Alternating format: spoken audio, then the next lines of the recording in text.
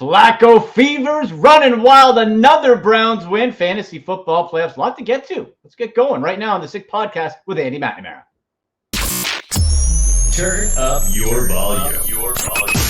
Because you're about to listen to The Sick Podcast with Andy McNamara. The sickest Cleveland Browns podcast. Chubb runs, he's to the 10, 15, he's to the 20, 25, 30, 35, 40, 45, 50. There goes Chubb, he's to the 30, 20, 10, 5, touchdown, Shabba-lubba hub. It's gonna be sick. Hey everybody, how about everyone have their Victory Monday coffee, their Victory pancakes? Extra chocolate chips on that one. Joe Flacco, my God. Fantastic. I want all the I don't want the cure for Flacco fever. I don't want a booster shot. I don't want nothing. I want more Flacco. Joe freaking Flacco. Who would have thought, kids? Who would have thought beginning of the year we'd be not only relying on 38-year-old Joe Flacco off his couch, but he'd be doing a great job.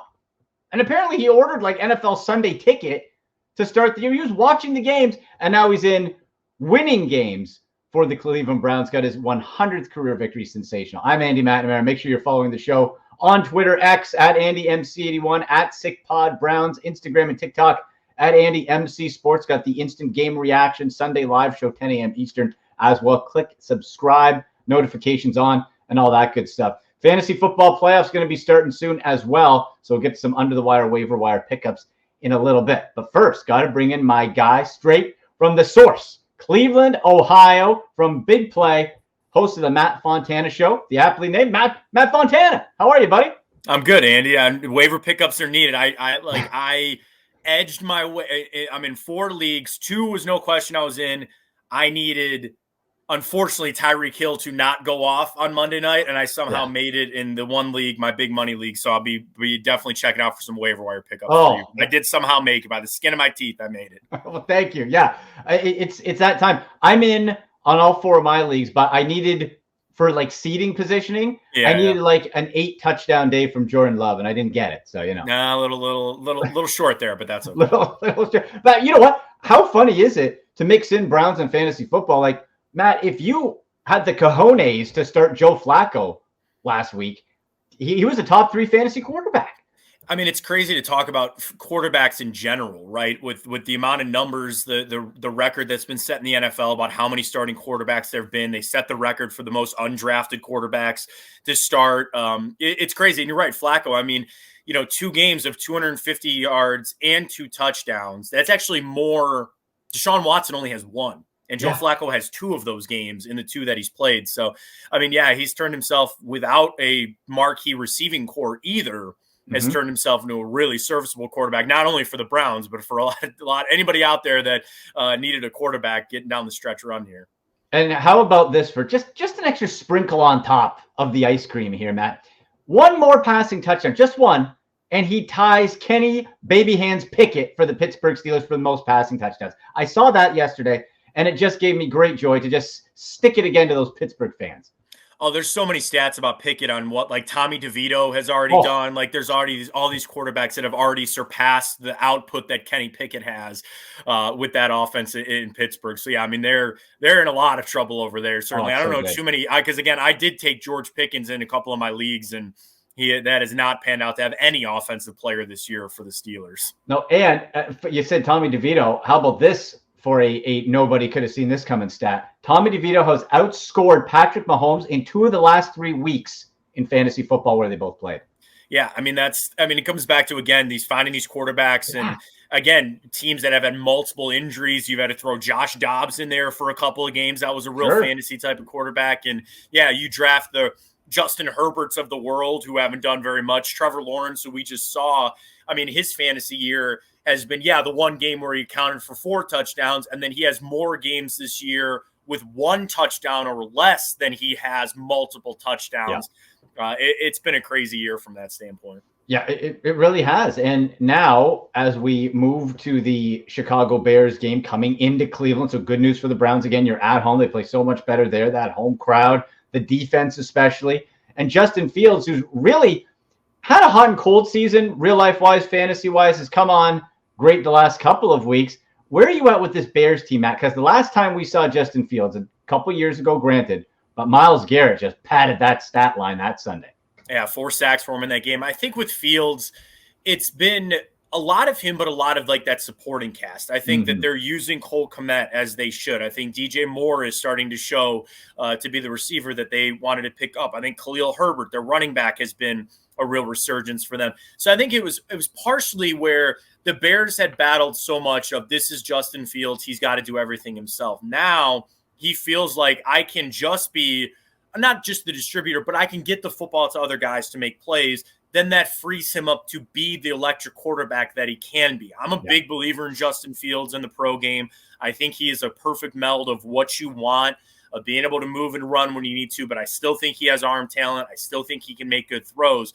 And he's a guy that I know there's a lot of questions with Eberflus and what they're going to do with the Bears, but he's a guy, if they could just get him a good play caller, even some of the talent that they have, I think Justin Fields can be a really scary guy. So this is somebody that the Browns have seen before, which helps.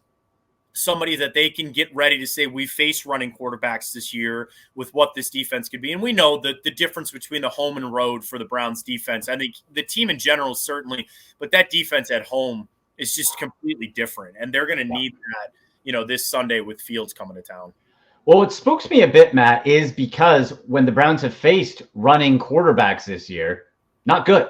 Not good. And what was a little disturbing on the road was Russell Wilson, who's not, your traditional running quarterback. Myles Garrett came out after the game, was like, it caught us by surprise. It's like, hold on, really? Why? Right? Like the running aspect of it does make me nervous. And especially with that committee, you mentioned Herbert, but you got Donta Foreman back there. You got Roschon Johnson. Like there's a lot you can do with that run. And this defense doesn't necessarily play that well in that type of format. No, and I think a lot of that has to do with the D-line because we know Myles, if you have a running quarterback, you have to get pressure up the middle. You have got to have Shelby Harris and Dalvin Tomlinson, who did have a really solid game with Mo Hurst. You have got to have some of these guys make plays coming up the field to then limit what they're doing on the outside. Now, you still need Zadarius Smith, who was a missing man for about a month. He came back and made a couple plays.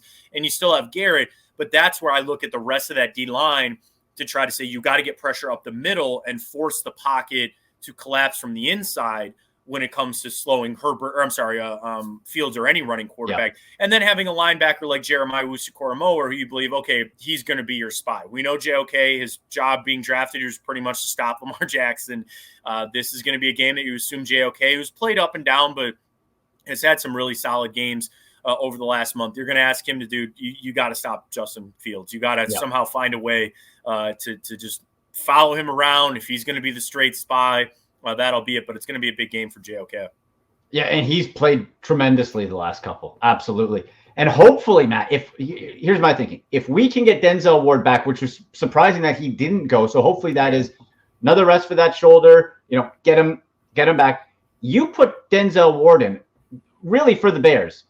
It's DJ Moore, it's Cole Kmet, and then it's a bunch of running. So if you put Denzel in, you can take away Moore. Between Emerson and Newsome, and Emerson, 2 interceptions, my goodness, sensational.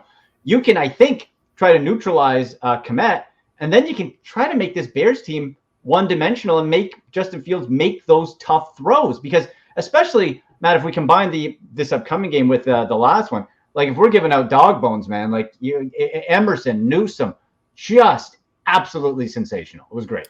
Yeah, and the tough thing is watching what Evan Ingram did, but, he's one of the better tight ends in the NFL this year in a lot of different metrics and stats. So same thing. It was almost like they were going to stop Zay Jones and Calvin Ridley and say, okay, if Evan Ingram's going to beat us, and he tried to, it was pretty close, but that, the tight end, the Browns have seemed to never really cover the tight end all that well. But I think it's a linebacker thing. I think it might be a safety thing.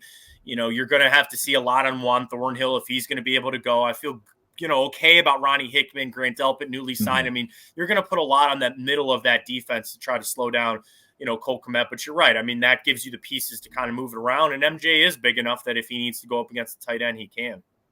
Like we give, and sometimes rightfully so, either Stefanski, Andrew Berry a hard time, but we got to give credit where it's due. MJ Emerson, 3rd round. Like, Matt, I remember I was in Vegas for the draft. And I pull up my phone and I'm watching I'm like, who the bleep is MJ Emerson? Who the heck? I never heard of the guy. And boy, the length, and he is just, to me, he has surpassed Greg Newsome as the number 2. Like, this is a guy who is just heck of a find by Andrew Berry, and especially with Denzel being so injury prone, the way he plays, Browns are going to have to rely on him even more so. Yeah, and with MJ, the thing was the size that we talked so much about even when he first got drafted. And my question ultimately, I remember saying that draft night myself, I go, maybe he's a safety in the future. He's just so big. Yeah. And I was just like, can he run?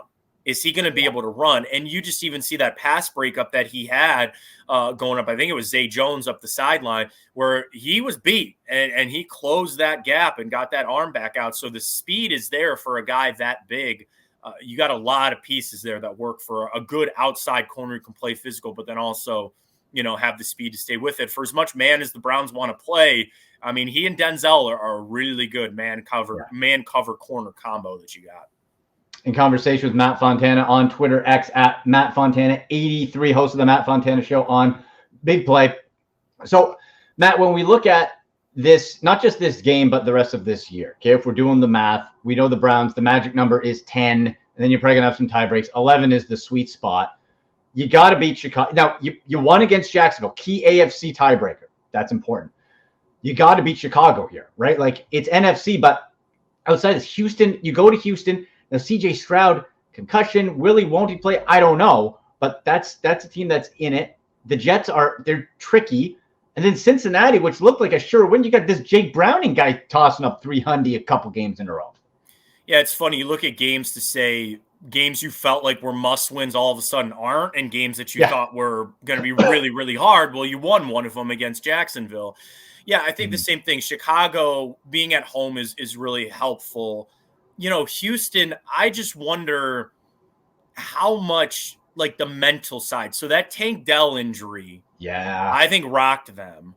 Now they're down Nico Collins, not for the year, but he got hurt. And now Stroud is hurt. With as young as that team is, they might be, can they recover? Like, everything was going so well for Houston, where everything was clicking. Rainbows and sunshine, great. Now they faced a little adversity. Are they going to be able to bounce back? So you look at that game and say, okay, I think that's actually more winnable now than it was. And then the Jets, to your point, I'm a little more afraid of them if they can get it rolling with Zach Wilson. I don't buy that Aaron Rodgers is coming back and that he'll start that game somehow. I don't buy that at all. So if they can get it rolling with Zach Wilson, they're feisty. And then the same thing, I'm waiting for the Bengals to come back down to earth. I think that might happen with some games of just some tape on Jake Browning and limiting what they're doing. But then all of a sudden, what do? All right, well, fine. We'll find this Chase Brown kid who nobody knew who he was. We'll give him the football and have him go score a bunch of touchdowns. So, yeah, I mean, there's a couple games that I think are a little more intriguing and maybe a little more of a question. But to your point, I'm with you. You need 2 more on the way out. In 4 games that I'll say this, you have 4 games that are all winnable and 4 games that are all very losable too. So you're in it. You're in the hunt. You're going to rely on this defense. You're going to rely on Flacco to keep doing what he's doing. And I think 2 wins at the minimum is very attainable, and I think the Browns will do that. With the quarterback play, with hopefully healthier getting on the defense. The problem, though, Matt, is that offensive line. DeJuan Jones out for the year. MCL, that hurts. Like, what? Talk about Andrew Berry credit. Hell of a draft pick, DeJuan Jones. My goodness. But he's gone. So now we went from Conklin to Jones, which was great. But now Hudson penalties got beat. We've seen him get beat. He looks like a third-string right tackle, and you got Jaron Christian, who was playing well, got burned a couple times with penalties last week. And then Pocic, I heard, Matt, it was like a stinger. I don't think it should keep him out. Like, I agree. He hopefully should be back. So when we're looking at this Bears team, and even the rest of the way, you got Montez Sweat coming in, who I loved coming out of the draft. How concerned should we be about this offensive line? I mean, the help would be coming with Jed Wills coming off of IR. And I would assume we'll get some sort of update. I mean, the media does a great job of asking Kevin Stefanski about the forgotten IR guys pretty much every week. Yeah. So you would hope that maybe at least the window is going to be open soon for Jed coming back. And then at that point, I would slide him back into left tackle. And then if you want to move Christian over to right, that's what I was thinking. If you want to try to roll with James Hudson, Wyatt Teller kind of made some comments yesterday that he felt like Hudson maybe got a little bit of a bad rap, in that game on Sunday with some of the calls. To your point, I mean, there's a reason that they didn't put Hudson over at left tackle, even when Jed went out. So I think your best bet is to try to get Jed Wills back. Then you're going to ask a position change of Christian to go him over to right tackle. And at that, I guess here's the positive that I would say is if you can get Jed Wills in there, then you're game planning for just one of your missing offensive line. Right. If he can't come back, you're still game planning for two. And with chips and where you're rolling Flacco out or just how that changes the offense, that's a lot. So I would assume your best bet, and for a lot of our hope, get Wills back, plug him back in at left tackle. You deal with either Hudson or Christian at right tackle. I would probably roll with Hudson.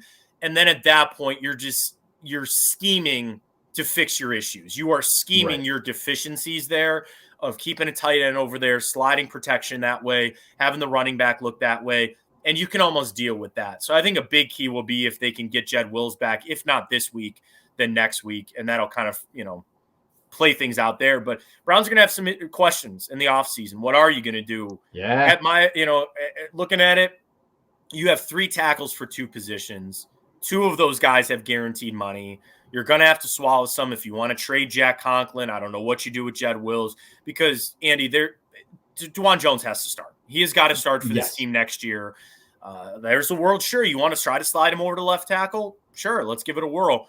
But he's going to be your starter. So then your question is, who's your odd man out between Wills and Conklin? They're not sitting on the bench. There's no way for the money that they're getting paid. There is no way they're going to sit on the bench. So Andrew Berry's going to have to get creative on what they're going to do there. Yeah, and at center, I thought Nick Harris came in, didn't miss a beat with Flacco. No fumbled snap. Like, credit to him. Yeah. That was really – and, Matt, it's so funny. When you have a calm, cool, collected, professional veteran quarterback, it hides a bunch of the deficiencies, right? Like, he gets the ball out quick, where if you had a Dorian Thompson-Robinson running around wide-eyed back there, like I love the upside of DTR as much as the next guy, but right now we're interested in playoffs. We're interested in winning, and Flacco gives you obviously the best look at that, and he's fresh, right? Yeah. Yeah, I mean, even the touchdown to David Bell, he knew there was an unaccounted rusher. He slid, made the throw, and scored the touchdown. Beautiful. I mean, that's the veteran, presence to know all those kind of things. But I also think with Flacco, he's not trying to do too much. He's doing what he does best. He's spreading the football, but really pushing down the field, and he's accurate. He's extremely accurate. That's what you wanted to bring in. And, there's a question to be had. I even talked about it on my show today about, he's doing what you just need a quarterback to do. So now I look at Deshaun Watson and I'm like, okay, well, if this is all I really need at quarterback to go win games, you can't undo the contract. You can't undo the trade, but it's almost the same thing with Watson of like, dude, just don't do too much. Just do what Joe Flacco was doing and you're going to play a winning brand of football. So we'll see. And you know what?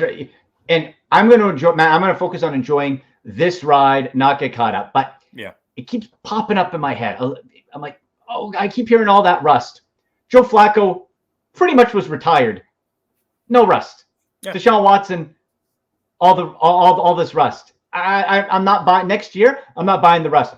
Rust is no excuse for me next year for Deshaun Watson. I saw a 38-year-old guy who can barely move do what he's doing. So no excuse for him in my book. And now you know what the offense looks like without Watson, and it's semi-successful. So now we know, like, what's the common – I equate it to like doing an experiment, right? You need a control and then you add your variables. Well, now we've known what this offense looks like without Watson, unfortunately, and it can be successful and that they can put up points. So when it comes back to Watson, are they doing too much? Have they changed? I don't know. I mean, that's like you said, that's for next year, but the pressure is immense because you realize that this team, I mean, you'd love to have Patrick Mahomes or Tua or Jalen Hurts or anything. Sure. But you realize what you can do with just a guy that doesn't necessarily. I know that interception, really both interceptions, not necessarily his fault, right? But still doesn't really turn the football over. He's accurate and he gets it to his guys. You just see sometimes that's all you really need.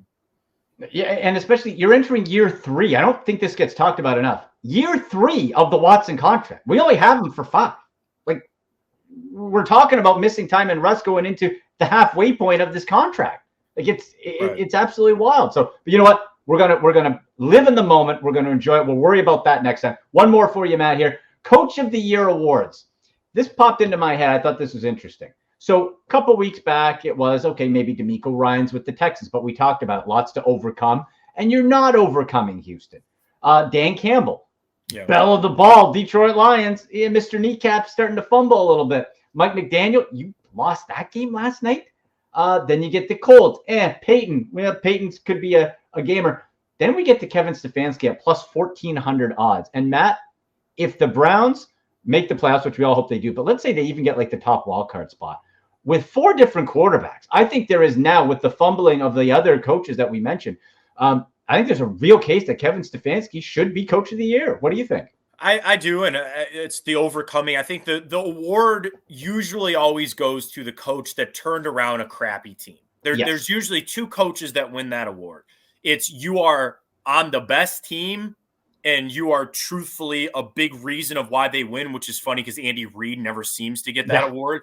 But for recently, it's been a lot of the flash in the pan. You took a really bad team and turn them into something. Matt Nagy, Kevin Stefanski, Brian Dable. Yeah. When they all win that award, that's what they did. So this year, that is your DeMeco Ryans. You took a really bad team, but, again, where are they in the standings? How good really are they? Then you talk about coaches on the best teams. Okay, Sirianni. Okay, they've fumbled a little bit. Yeah. I frankly think Kyle Shanahan should be in that conversation every year, but it's a little of the Brock Purdy and the MVP. Do you really give them all the credit when you have all the weapons that you do? We'll see. I'm with you on McDaniels. I think them faltering. If I had to place a bet, I would still probably go Dan Campbell.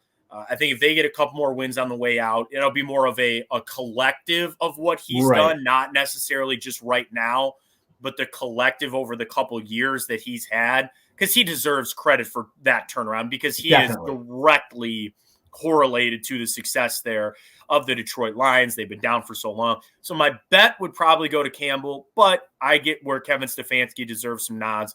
I've said this for a long time. I think there should be an AFC, NFC coach of the year. I truly think I think there's enough to go on both. And if that were the case in the AFC, I think it would be Kevin Stefanski. I really do. Yeah, and depends. If Sean Payton wins that division, I'll hand it to him gladly. That would be sweet.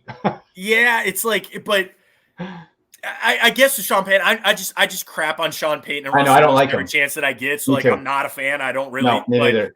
And for the picks and the money that they gave up, you should be doing that kind of stuff. But yeah, again, I would believe that those 2 would probably be the strongest AFC. Again, with Andy Reid, but Kansas City struggling a little bit too. Exactly.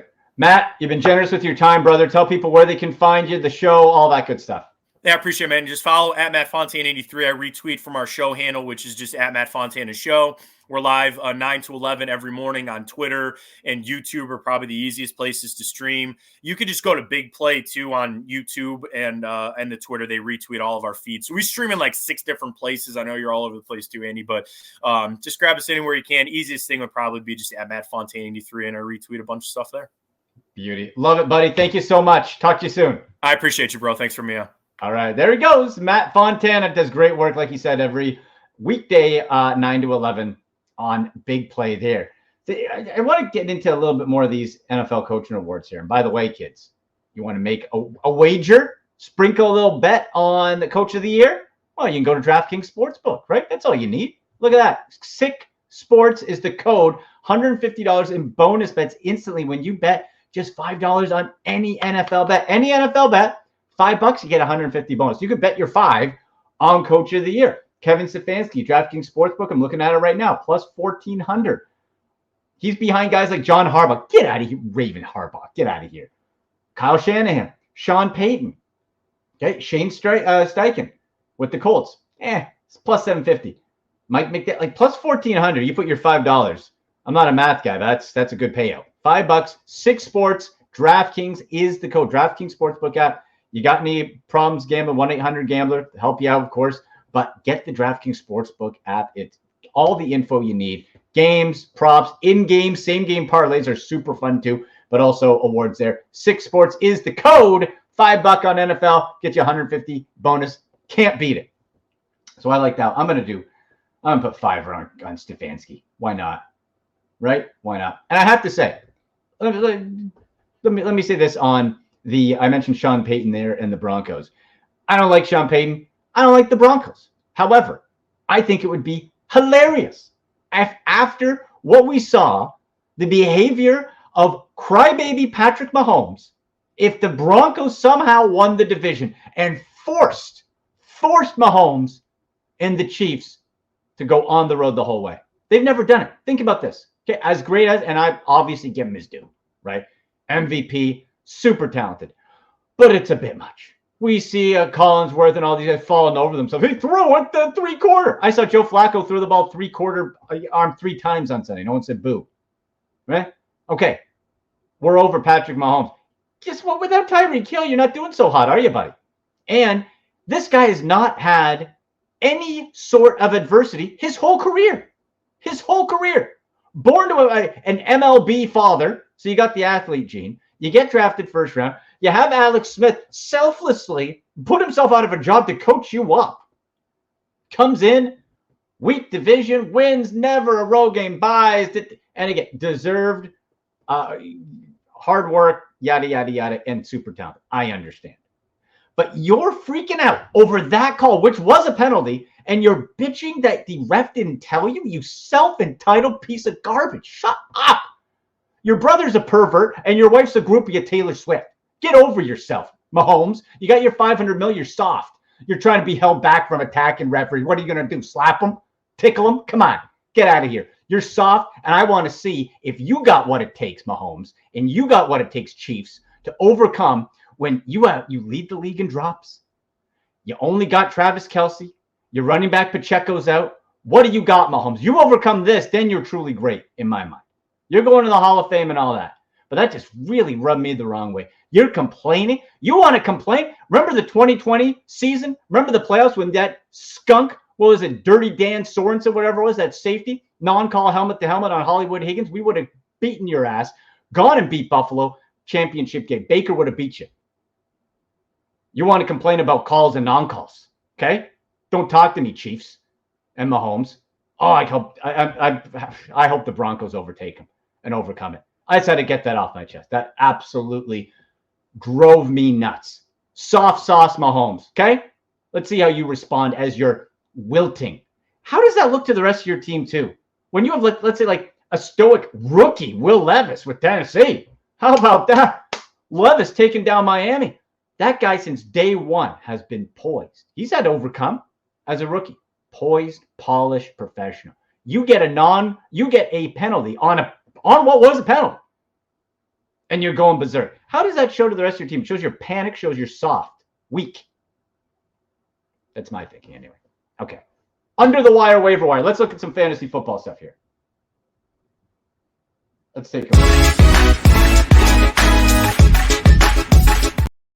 Okay, here's what's this is fascinating when we look at the fantasy football landscape getting into the playoffs here and questions. And I literally got this question just in as we were on the air from @RRodriguez _06.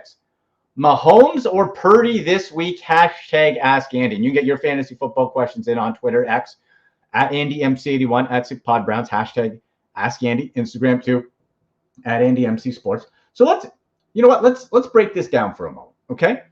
And I got Mahomes on one of my fantasy teams. I'm not too happy about it, about his lackluster mid-teens fantasy output. Let's look at Brock Purdy, who, by the way, remember the Browns figured out, squashed, and sent the 49ers into a tailspin for a month. Let's look at old Brock. So last week, win over Seattle. 22.42 fantasy points, 2 tutties, and a pick. Week before against Philly, 4 touchdowns, still unbelievable. Week before that, 18.39, 1-1, and was pretty ordinary before that. So we're looking at the matchup. You're taking on Arizona.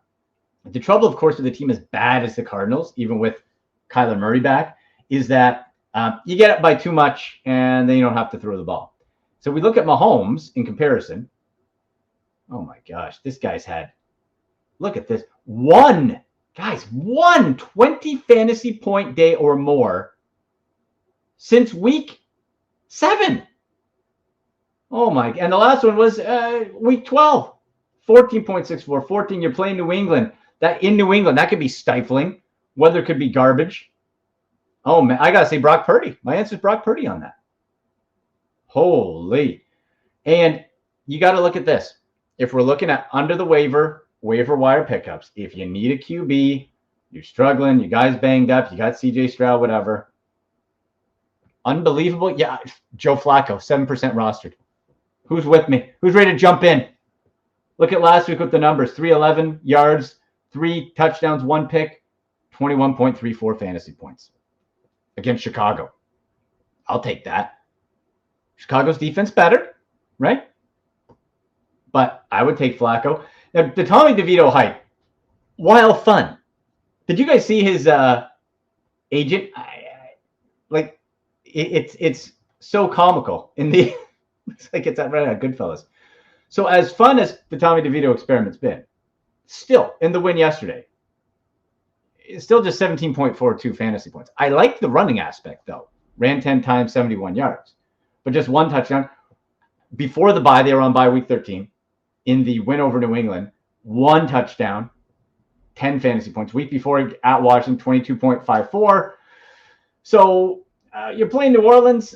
You know, I would take Flacco first, Tommy DeVito second, widely available. I think DeVito's probably going to be the hotter pickup, just name value and all that, 5%. Josh Dobbs is done. I'm staying away from the Vikings as much as possible. I'm not touching Nick Mullins. I'm not doing that. Now, do you look at with this Browns game like a Elijah Moore, right? Is that something you look at? I think Curtis Samuel might be a nice little flex pickup coming out of the bye against the Rams. I'm just checking. Looks like he's healthy. Yes. Curtis Samuel and Sam Howell, quarterback too, if he's floating around there. Guy just throws the ball. Curtis Samuel could be a nice flex pickup. He is he's just 35% rostered. That's a nice pickup there. Tyler Boyd, I know he's out there. I've gotten some questions on him, even with this Jake Browning resurgence. He hasn't got double digits since week 10. We're not touching him. Shaheed is banged up for the Saints. You can start Puka. He's not going to be there. Tutu, I'm fading on. Elijah Moore, we'd love him to do good, but it's just not there yet. I got to see. I'll err on seeing the side of Elijah Moore pop, especially in the once you're in the playoffs here. And if we take a look quickly at tight ends, you got Logan Thomas coming off by 43% rostered. He's been cold, but he could always get you. The thing is, again, like I always say, you're looking at guys, they're going to get you 8-9 points. Oh, and make sure, unless you got to go with Keenan Allen, which I'm sure you do, Easton Stick for the Chargers with Justin Herbert out for the year, fantasy death. It's over. Maybe this gives Eckler a chance to really bounce back because he was ice cold going into last week. Let me just see how Eckler, because they were going committee a little bit there. Yeah, Eckler bounced back. Eckler popped 10-51. So I think Eckler's a smash start. Not that you're picking him up, but if you're questioning it going back, I'd be fine with Eckler, but nobody else really on that Chargers team outside of Keenan Allen. You got Easton Stick. Come on. Could he flash? I guess, but you're guessing, and I don't want to guess when it comes to the playoffs. All right, guys, we will have this week's special collab episode, myself and the great Adam Rank from NFL Network and the Sick Podcast with Adam Rank right here because the Bears are playing. He talks Bears. We talk Browns. We're going head-to-head. We're going to be talking on Wednesday, and then, of course, Sunday's live show, 10 a.m. Eastern, right here, where we go over all the fantasy football start sits, full Browns preview, betting tips, and all that good stuff. So make sure click subscribe, notifications on Twitter at AndyMC81 at SickPodBrowns. Get those questions in, fantasy, betting, Browns, whatever. Use hashtag AskAndy, and Instagram at AndyMCSports. Thanks to Matt Fontana. Thanks to the Sick Podcast crew.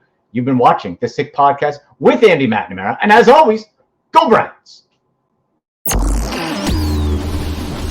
And that's a wrap. Hope you don't miss us too much until next time.